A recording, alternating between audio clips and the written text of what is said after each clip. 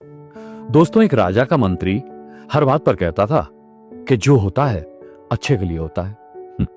एक दिन राजा की उंगली कट गई। यह देखकर मंत्री फिर वही बात बोला कि महाराज, जो होता है अच्छे के लिए होता है। राजा को यह सुनकर बड़ा गुस्सा आया कि यार, मेरी उंगली कट गई है और यह कह रहा है कि जो होता है अच्छे के लिए होता है। उसने मंत्री को फौरन जेल में डलवा दिया।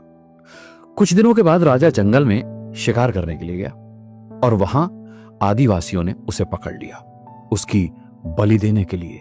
लेकिन जैसे ही उन्होंने देखा कि राजा की उंगली कटी हुई है, उन्होंने राजा को छोड़ दिया, क्योंकि उनकी परंपरा में अधूरा शरीर बलि के योग्य नहीं था।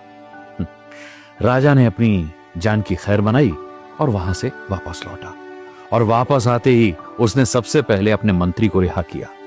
राजा मंत्री से बोला, तुम सही कहते हो मंत्री, कि जो होता है अच्छे के लिए होता है।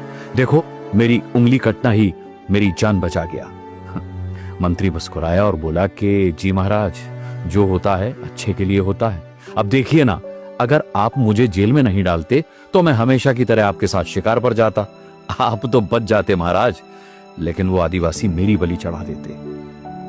दोस्तों, सही ही कहा है, कुछ बुरा किसी बहुत बड़े अच्छे के लिए होता है।